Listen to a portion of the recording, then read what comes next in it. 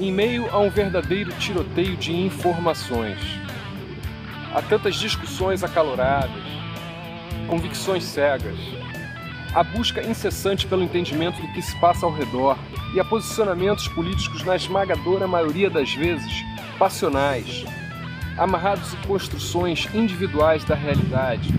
A nossa proposta é simplesmente questionar, contrapor, argumentar e contra-argumentar, é pescar nas entrelinhas, incomodar que seja. Acima de tudo, somos mutantes. Nos permitimos ser, não somos convictos. Eu sou Paulo Guimarães, nós somos o canal Opostos e vamos ao que interessa.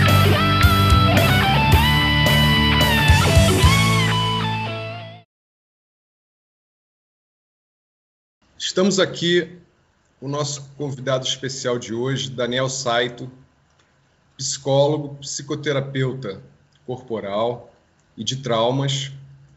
E vamos abordar o tema órfãos da pandemia. Daniel, um prazer imenso recebê-lo aqui. Eu sei que além de compartilharmos várias histórias aí em comum, você é uma pessoa que pensa, né, que tem, e dentro da sua área de atuação profissional, acho que tem muito a colocar, né, em termos de reflexões, nesse momento, né, de que a gente está aí sem saber o que vai acontecer, na expectativa de uma volta, né, a alguma normalidade, num mundo ainda meio que imprevisível pós-pandemia. Para começo de abordagem, né, eu percebo um aspecto que eu acho que está sendo pouco falado, é o das frustrações possíveis, um painel assim, de frustrações com expectativas geradas durante a pandemia, ou mesmo mudanças acontecidas durante esse período, porque tudo tem dois lados, né? E a gente acredita, já conversei com pessoas que colocam que provavelmente vão sentir falta ou não sabem ainda como lidar com uma possível volta ao antigo normal. Eu vou te dar dois exemplos para você comentar. Um amigo que já era recluso há muito tempo, ele se separou, não teve filhos e vive no meio do mato, tem cães e gatos. Ele já fazia trabalho em casa, já trabalhava em casa, tradutor.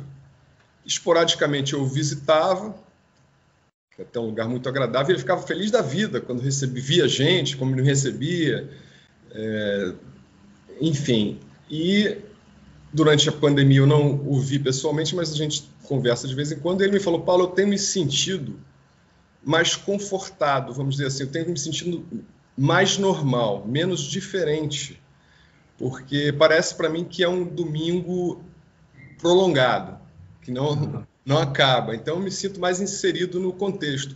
E mais, com esse boom, né, da comunicação digital, virtual, ele passou a conversar mais, a se comunicar mais com pessoas, né, com amigos e tal. Até pela demanda, inclusive, houve uma melhoria até mesmo nas comunicações, na parte técnica, né, tecnológica, que com a demanda melhoraram lá, o sistema dele lá, a internet dele melhorou, né? E, enfim. E ele falou: poxa, provavelmente eu vou sentir falta se mudar novamente, né? Se eu voltar para o que era antes, que eu praticamente não falava com ninguém, muito raramente, enfim. E as pessoas voltem a ter uma atividade normal enquanto eu me mantenha recluso. Outro exemplo, que esse é clássico, acho que vai acontecer e está acontecendo muito, né, são com pessoas que interromperam o trabalho presencial. Por exemplo, eu tenho uma amiga que está em São Paulo, vive em São Paulo, é paulistana, tem um filho de 12 anos, e a sede da empresa na qual ela trabalha é no Rio de Janeiro. Então, ela vivia na ponte aérea, 2 dias aqui, 3 dias ali, uma loucura. Além disso, ela fazia viagens pelo Brasil, tal. Ela é executiva, né, dessa empresa. adora o que faz profissionalmente, mas vivia dividida, sempre preocupada com o filho e tal, e correndo. E com a pandemia parou-se, né? Parou tudo, ela ficou em casa, houve uma redução de trabalho, de salário acordado, que também houve, foi praxe aí, né? Ela interrompeu as viagens, não veio mais para o Rio desde então, e nem viajou para outros estados. Está em São Paulo, em casa, trabalhando de casa. Ela falou, poxa, minha vida, o salto de qualidade de vida mais do que compensou a redução de salário.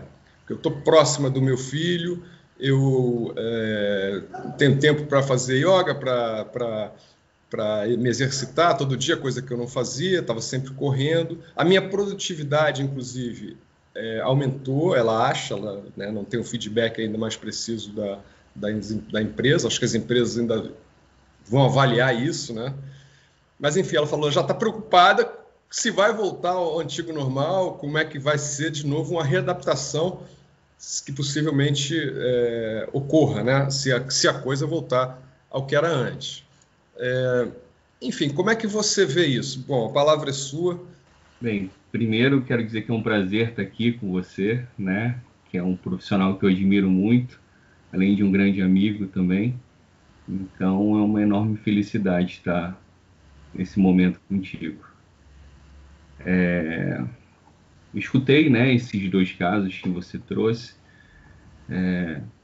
e fiquei pensando, né, sobre esse primeiro caso que você trouxe do seu amigo, né, sobre talvez essa escolha de vida que ele teve, né, de talvez ficar mais recluso. E eu fiquei pensando assim, né, como que talvez ele talvez não se sinta antes talvez da quarentena, né, talvez ele não se sentisse meio inadequado, né, porque a gente vive num mundo em que a produtividade é muito exigida, movimentos expansivos são muito bem vistos, assim, né, e muitas vezes pessoas que têm uma escolha de vida mais reclusa, às vezes ficam meio à margem do que é esperado das pessoas, da sociedade, assim, né? Então, eu penso que talvez a quarentena tenha vindo para ele, de alguma forma, como se ele se sentisse menos inadequado, né, aos padrões, assim. E imagino que isso tenha trazido um conforto muito grande para ele, né? Porque...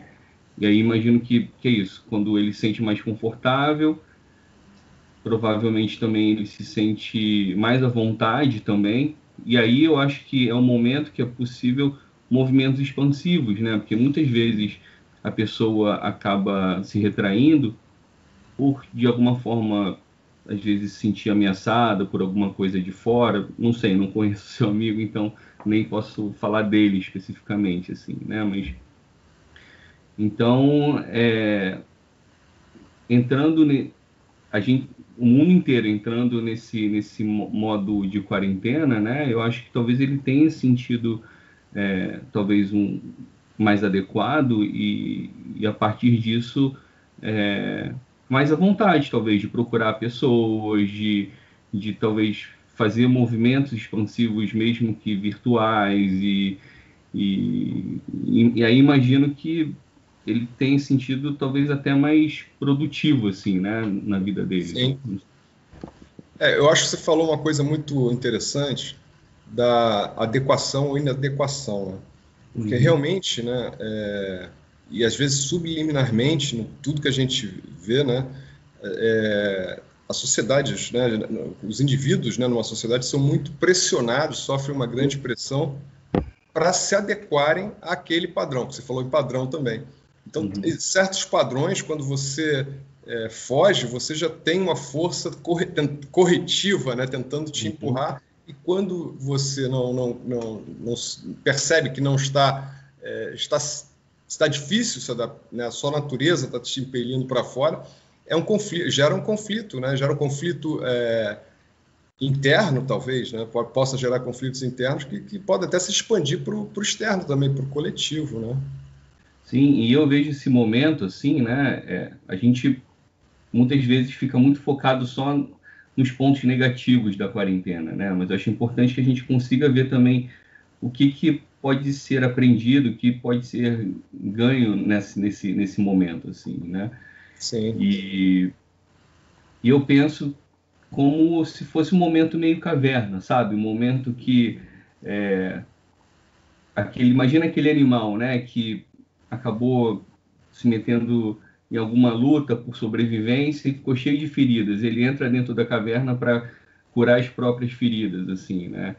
Então, eu vejo esse momento muito como um momento possível também de autocuidado, assim, né? É um momento que é difícil essas expansões de você estar na rua, de você, enfim, estar corporalmente nos lugares, mas é muito possível outros tipos de expansões, né? Eu acho que hoje em dia tem tido muitas lives, as pessoas estão explorando mais esse mundo virtual, o trabalho, e para muitas áreas tem se mostrado muito, muito úteis, assim, né? Mas também muito um mergulho interno, assim, né? De você conseguir olhar para si, conseguir...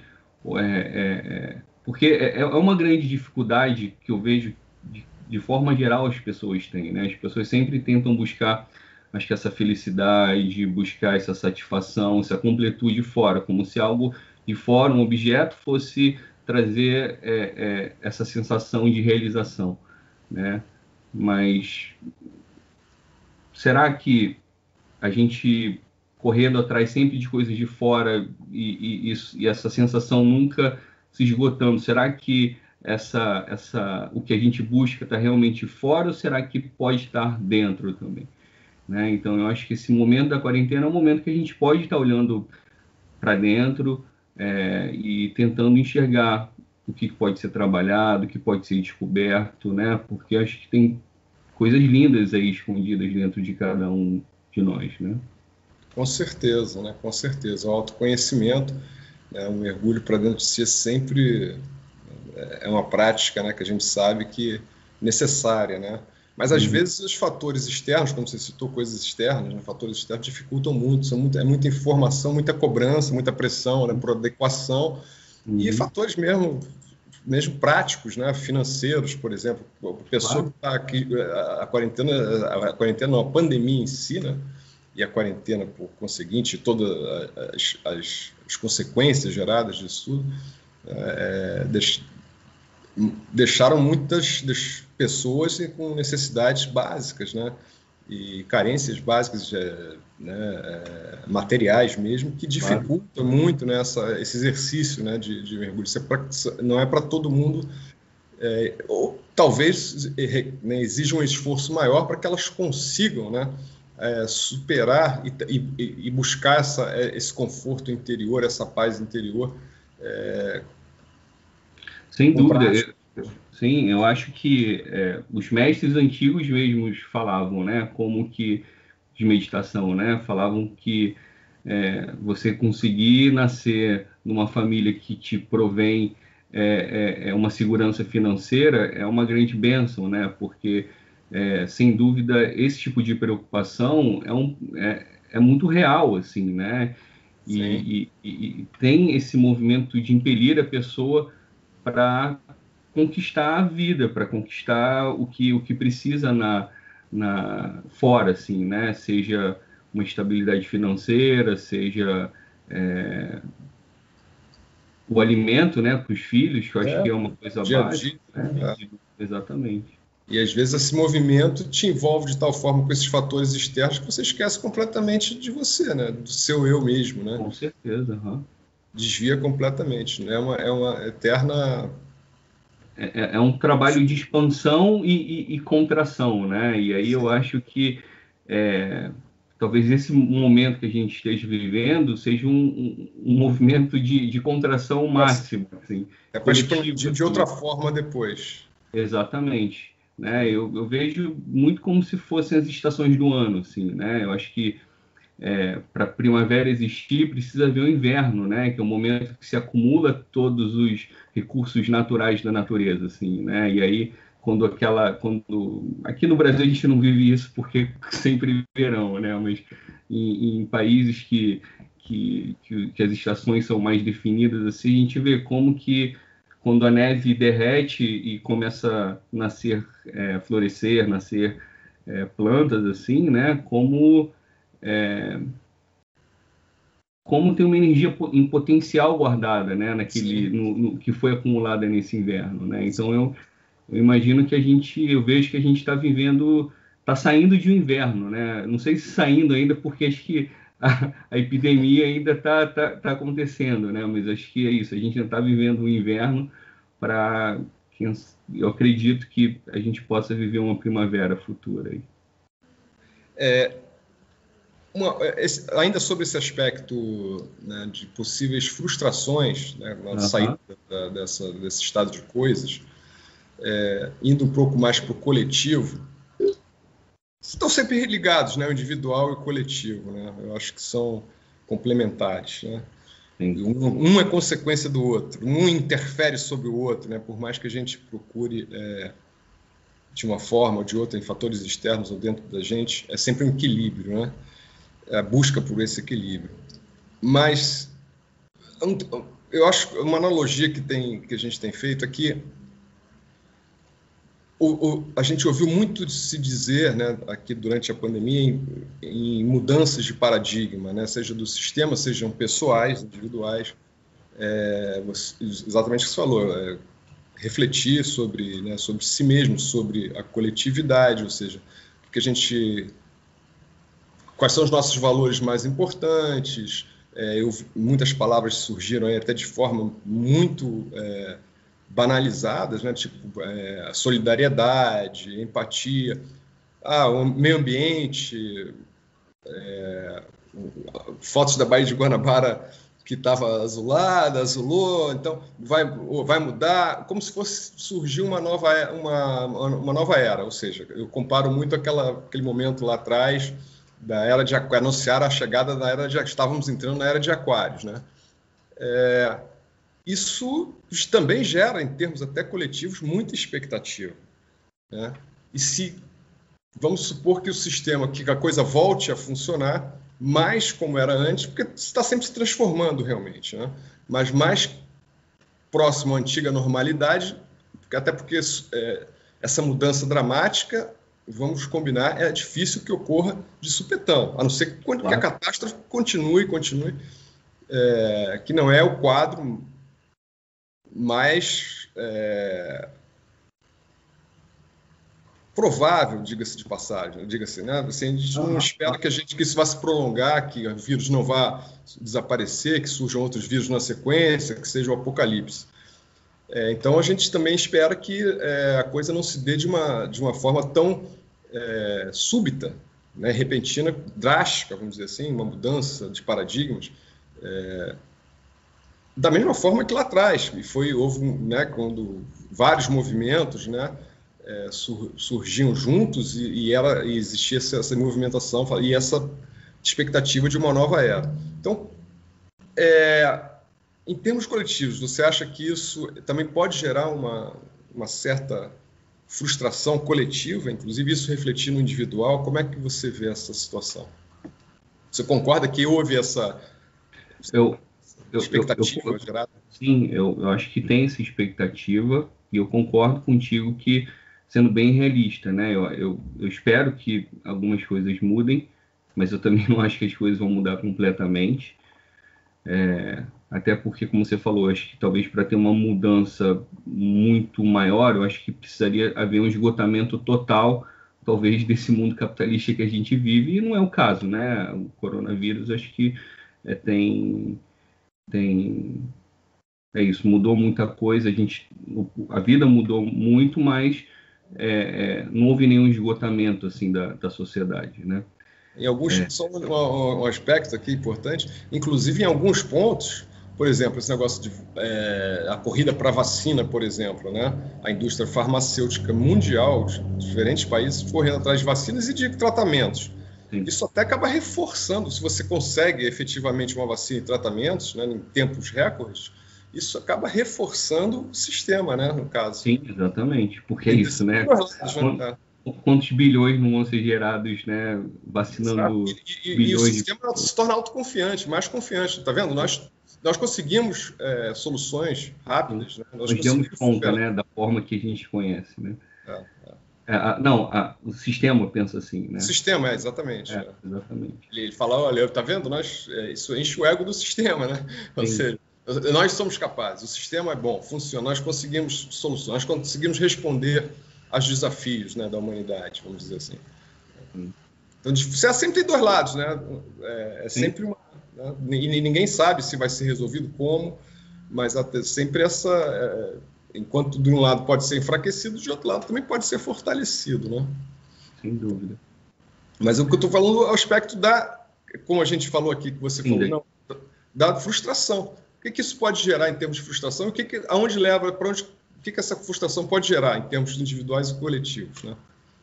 Então, eu acho que existe essa expectativa / apreensão, né, em relação a como é que vai ser no futuro próximo,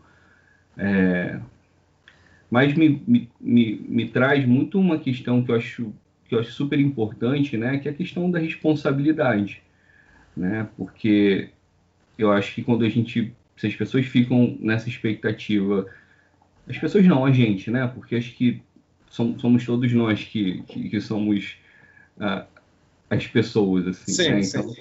Então eu acho que se a gente fica na expectativa que essa mudança vai vir de fora, que alguém vai fazer essa mudança, né, genial para a gente, nada muda, né? E aí eu acho muito importante que a gente traga a responsabilidade pessoal, né? Que cada um consiga olhar o que ela consegue fazer dentro do círculo mais próximo dela, né? Para algum tipo de mudança efetiva, assim, né? Porque eu acho que muitas vezes acaba batendo, né, Paulo, que vejo muito isso no consultório, que é uma sensação de impotência, né?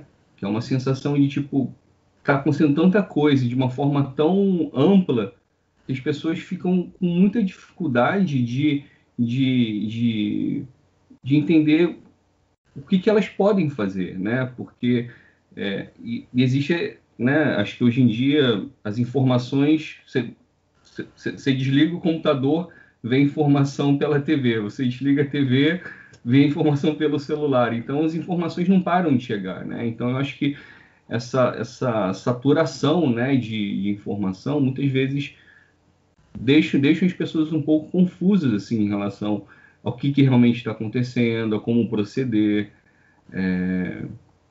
E eu acho que informação, conhecimento é ouro, né? É uma coisa que super importante. Mas em excesso, e quando não existe um filtro, né, de todas essas informações que vêm, sobrecarrega. E aí eu acho que as pessoas ficam um pouco perdidas, né? E aí acho que isso reforça a sensação de impotência delas. E isso a gente chegou num outro aspecto, que é o terceiro, assim, que eu gostaria de abordar, com que você abordasse, que você comentasse, que é justamente, você falou, muita informação, a gente está no mundo, né, que já deixou de ser de tecnologia, agora é de dados, né, informação é tudo, né, então a briga pela informação é poder, né? E voltando aqui ao aspecto que eu observava antes da pandemia, já há algum tempo, como jornalista mesmo, né, como atuando aí em próprias entrevistas, é que a gente estava numa tendência, eu acredito em tendências também, a tendência, isso acho que era notório, claro, aí, a polarização, isso no mundo todo, né, a mais intolerância, né, a mais... ao diferente, ao contraditório, né? Intolerância com a discordância, de modo geral. Acho que é uma tendência. Acho que uma polarização, né?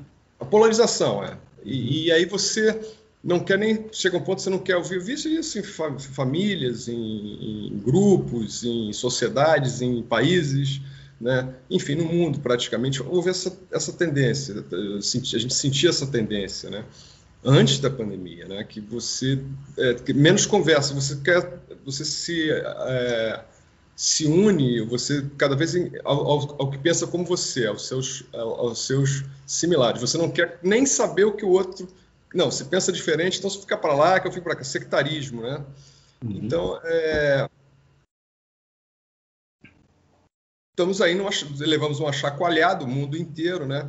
E, como a gente abordou aqui, vários fatores aí, né? Que podem mudar, né? Tendências, inclusive. Então, há a possibilidade, eu pergunto, né? Da gente sair para uma tendência de menos conflituosa, porque a polarização ela vai até um ponto. Depois começa a haver rupturas, que você vai esticando, depois começa a haver rupturas, né? Seja no plano individual, no plano... né? É o que você falou, você também fica... Né, quando se sente muito pressionado, seja pelo sistema, seja pelas obrigações, seja pelo que contra... Você acaba tendo rupturas internas, mas no coletivo também. Você, quando polariza muito, a corda começa a esticar, começa a haver rupturas que normalmente... E aí a gente chega na informação também, né, que é uma briga, né, uma guerra de informações.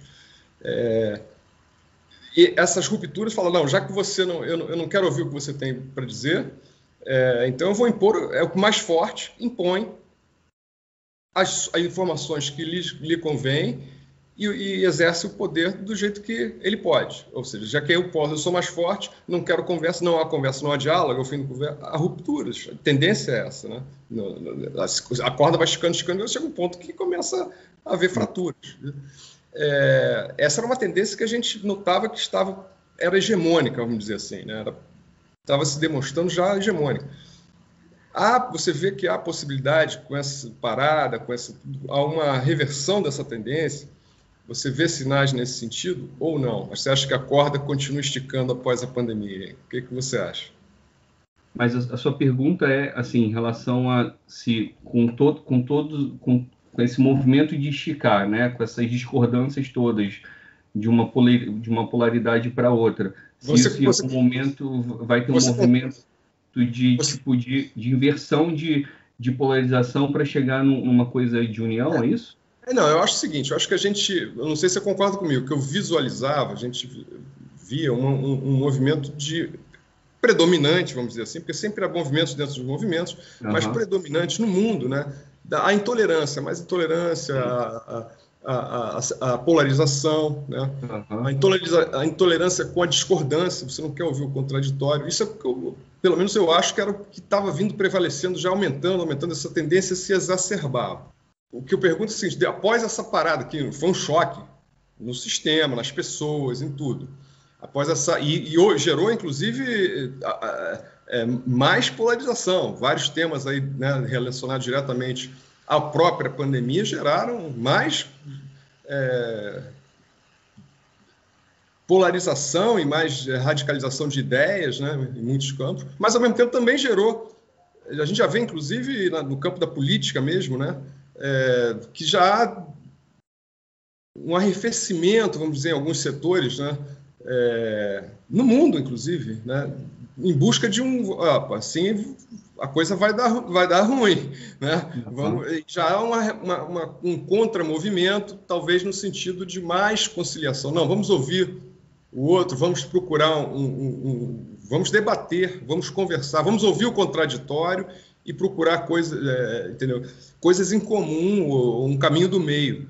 Você acha que há possibilidade de uma reversão de tendência, um começo de reversão de tendência, uma busca mais ao consenso, à conciliação após a pandemia? Ou você acha que, hegemonicamente falando, vai continuar predominando, a corda vai continuar esticando? Eu acho que esse excesso de polarização, né, eu acho que acaba acontecendo de uma forma que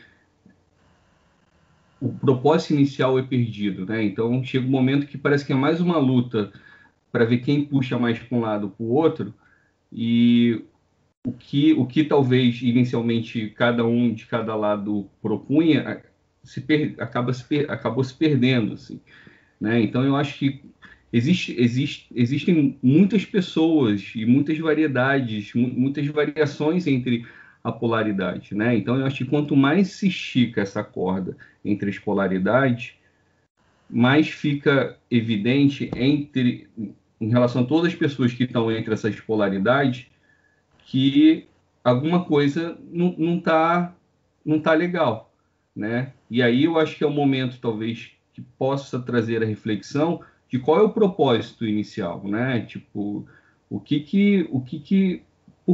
porquê desse movimento? Porque não adianta, o movimento é super importante, mas o propósito também é, né?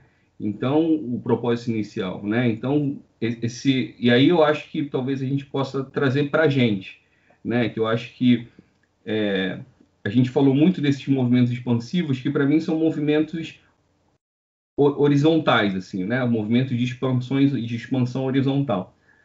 Mas tem um momento que a gente expande, que a gente começa a ficar perdido.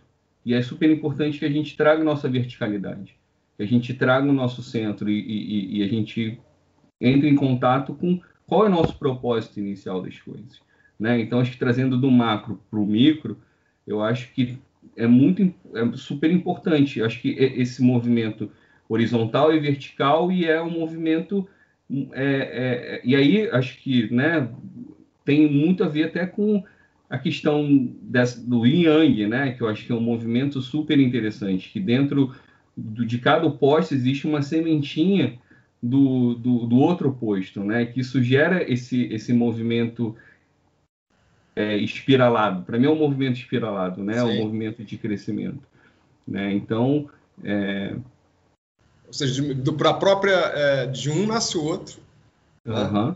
Sem exato. um, o outro não existe, né? Então, quer dizer, são cíclicos, né? Ou seja, você vai até um esgotamento de uma tendência para a reversão, né? O problema é que, às vezes, o esgotamento de uma tendência, isso historicamente falando em termos de sociedade, e próprio no plano individual, pode gerar conflitos, né? Antes de que ela se reverta, né, efetivamente, pode acabar em conflitos, tanto internos quanto sociais, né, em rupturas mais agudas, né, vamos dizer assim.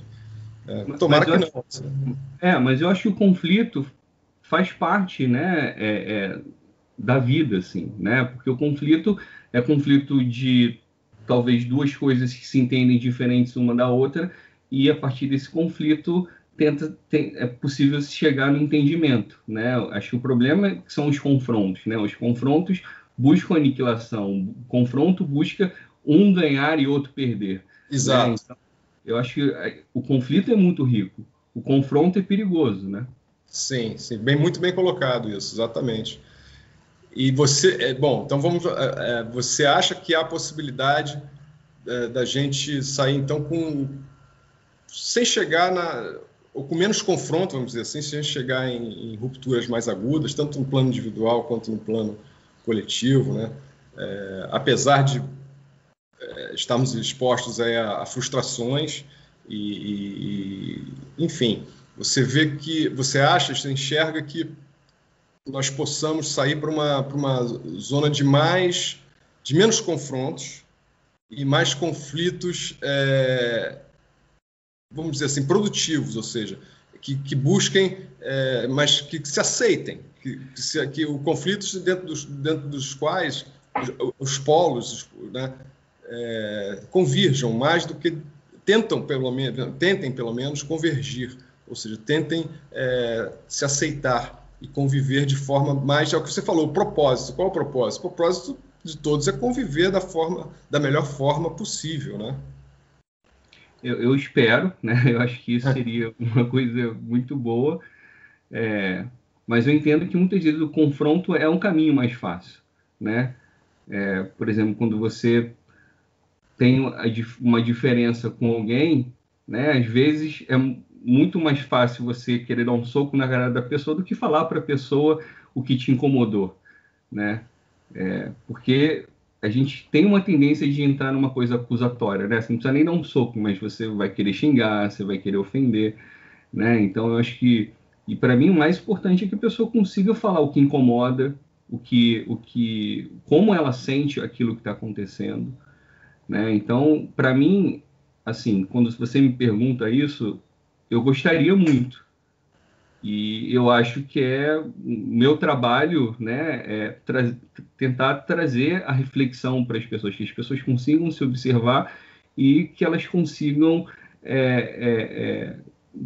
meu objetivo não é que não tenha mais conflitos na vida da pessoa, né, mas que as pessoas consigam lidar, talvez, da forma mais orgânica possível, no sentido de poder sentir tudo aquilo que vem e, a partir disso, escolher o que fazer, né? Então, eu acho que é uma questão de escolha, e aí entra na questão que eu falei anteriormente da responsabilidade, né? Eu acho que tudo é possível, eu acho que não tem muito como a gente prever, eu acho que a gente pode especular e a gente pode torcer para que as coisas sigam por determinado caminho, assim. Mas eu acho que se as pessoas não assumirem as responsabilidades pessoais de cada vida, assim, as coisas vão continuar do jeito que são, né? Talvez com uma outra roupa, mas do jeito que são. Então, se as pessoas gostariam que algo fosse diferente, eu acho que as pessoas precisam lutar para isso. E acho que a primeira luta começa consigo mesmo. E aí eu acho que a quarentena é um excelente momento para aproveitar esse momento de reclusão para